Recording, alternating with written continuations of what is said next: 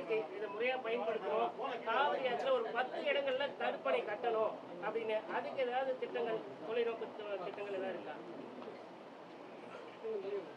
தண்ணி வடிவத்தை இப்பொழுது ஒரு 50 கிராமங்களுக்கெல்லாம் ஏரிகளுக்கெல்லாம் தண்ணி கொடுத்துருக்கோம். அதே மாதிரி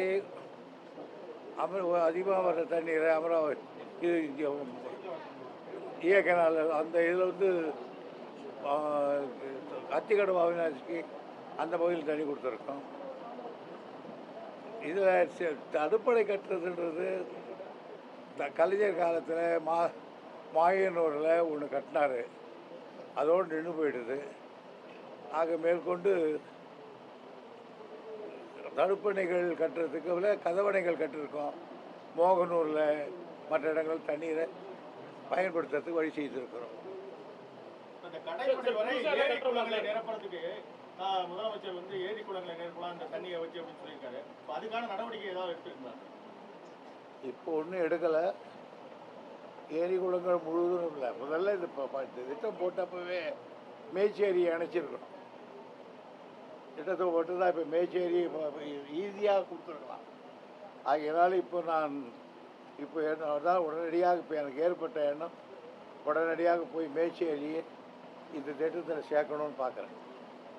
உபரி நீர் ஏரிகளில் நிரப்புற திட்டம் வந்து கிடப்புல போடப்பட்டிருக்க எதிர்கட்சி தலைவர் தொடர்ந்து குற்றச்சாட்டு சொல்லிக்கிட்டே இருக்காரு. இப்போ உபரி நீர் நிரம்பிற்கு திட்டமும் தொடங்கப்பட்டிருக்கு. நீர்வளத்துறை அமைச்சர் கிடப்புல போடல, அங்கெல்லாம் இந்த நீர் அடியில் போட்டோம். ஏரியெல்லாம் இப்போ நீருக்கு அடியில் போட்டோம், கிடப்புல இல்லை. அத்திக்கடவு வினாசி திட்டத்தை பொறுத்தவரை அந்த சோதனை ஓட்டம்லாம் முடிஞ்சிச்சு. 95% பணிகள் முடிஞ்ச நிலையில் தண்ணீரும் வந்துருச்சு. திறப்பதற்கான வாய்ப்புகள் அதில் சில இடங்களில் அது பைப் வச்சு போகிறோம். அவங்க நிலம் அவங்களுக்காகவே இருக்கும், ஆனால் பைப் வச்சுக்கிறோம். அதில் கொஞ்சம் பணம் கொடுக்கறதுல கொஞ்சம் தகராறு கோர்ட்டுக்கு போயிட்டுருக்காங்க. எதுக்கு எடுத்தாலும் போகணுன்னு ஒரு ஸ்டே வாங்கிடுறாங்க. அது வெக்கேட் பண்ணுறதுக்கு மாத கணக்கில் வருஷக்கணக்காகி போகுது. Otherwise every thing is okay. Sir எப்போ துவங்கப்படும் சார் திட்டம்? திட்டம் எப்போ துவங்கப்படும்? இந்த முடிஞ்சோன்னே ஓரிரு மாதங்கள் துவங்குவேன். சார் மேகதாது அணை கட்டியே தீர்வும் கர்நாடகா பிடிவாதமாக இருக்காங்க. தமிழக ஒரு நிலைப்பாடு என்ன சார்? இப்போ அடுத்த கட்டம் என்ன பண்ண போகிறோம்? நாங்கள் கட்டவே விட மாட்டோம். தமிழ்நாடு தீவிரமாக இருக்கிறது. உபநீர் திட்டம் வந்து முதல் 100 ஏரி சொன்னாங்க. 52 ஏரிக்கு தண்ணி போயிட்டு இருக்கு. இன்னும் விவரம் பண்ணி சேலம் மாவட்டம் முழுவதும் எண்ணிக்கை நடவடிக்கை சார், இது இன்னும் சில பேர் அதெல்லாம் சொல்ல வேணாம். சில ஏரியே இல்லை, அந்த கணக்கெல்லாம் கணக்கு பண்ணிருக்கோம். 100ன்னு சொல்லிட்டாங்க. 100ன்னு சொன்னதுக்காக ஏரிகளை தேடிக்கிட்டு இருக்காங்க. அது மாதிரிலாம் இருக்குது. ஆனால் அது வந்து ஒரு நல்ல திட்டத்தை குறை சொல்லி இருக்க வேண்டாம் என்னுடைய நல்ல நேரத்தில். என்ன சொன்னேன், நான் இந்த விரிவாக்கத்தில் வேச்சேரியும் சேர்த்துருக்கணும். சேர்த்துருந்தால் இந்த பிரச்சனை வந்து கொஞ்சம் சால்வ் ஆகிருக்குன்னு சொல்கிறேன். இப்போ கிழக்கு பகுதியை இணைக்கணும். நாங்கள் இப்போ நம்ம சரபங்கா விட்டு இந்த வசிஷ்ட நதி வரல இந்த திட்டத்தை கொண்டு போனால் நல்லா இருக்குன்னாங்க. சேலம் மாவட்டம் முழுவதும் எல்லாருக்கும் இது ஒரு பெரிய நியாயமான கோரிக்கை தான். இவ்வளோ தண்ணீர் வழியாக போகிறத பார்க்கும்போது மக்களுக்கு என்ன தோன்றும்? இவ்வளோ தண்ணி போதே நம்மெல்லாம் இந்த மாவட்டத்தில் இருக்கிறோமே, நமக்கு இது வரலையேன்னு கேட்குறது நியாயம் இருக்குது.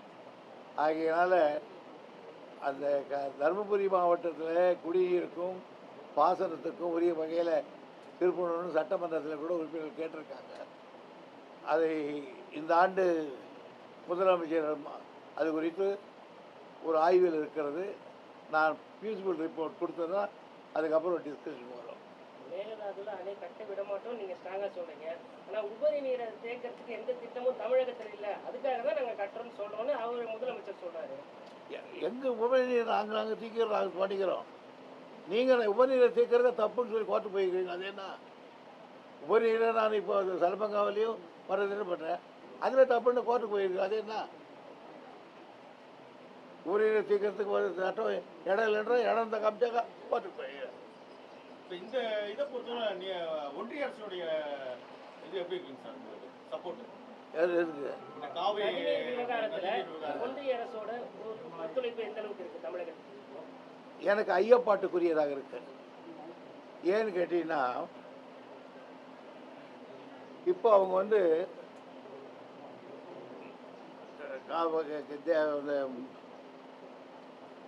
என்ன நினைக்கிட்டு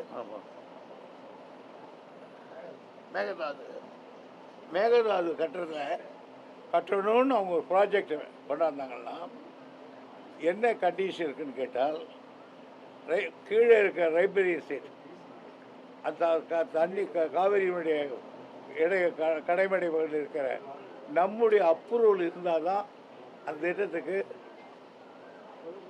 அப்ரூவல் கொடுக்க முடியும். அதுதான் முறை.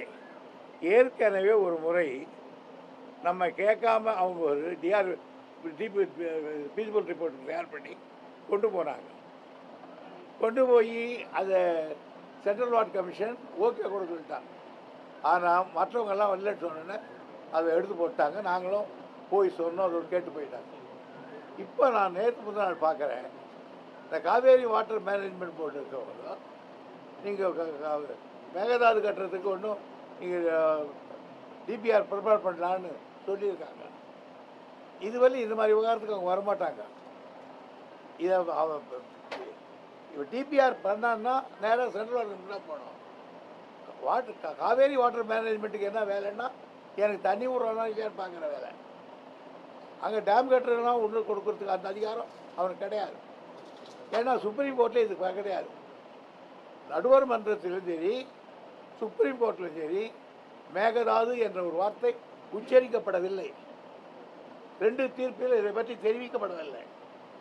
ஆனால் இந்த காவேரி மட்டும் போய் பாரு, தண்ணி கொடுக்குற வேலையை பாடுறான்னா இந்த வேலைக்கு அனுப்பிச்சிருக்கான். ஆகையினால் எனக்கு சந்தேகமாக இருக்கிறது, இது மத்திய சர்க்காருடைய தூண்டுதலாக இருக்குமா என்று. அப்ப இது தமிழகத்துக்கு ஒரு எதிரான நிலைப்பாடா இருக்குமா? ஆமாம், ஆம், ஆம், ஆம். இந்த துறையில ரொம்ப சீனியர் நீங்க, இல்ல உங்களுக்கு தெரியாத விஷயம் இந்த துறையில ரொம்ப சீனியர் நீங்க, நிறைய விஷயங்கள் பட்டது. உபரி நீர் எப்ப முழுமையா மக்களுக்கு சேர்க்க முடியுமா? இந்த உபரி நீரை முழுமையா மக்களுக்கு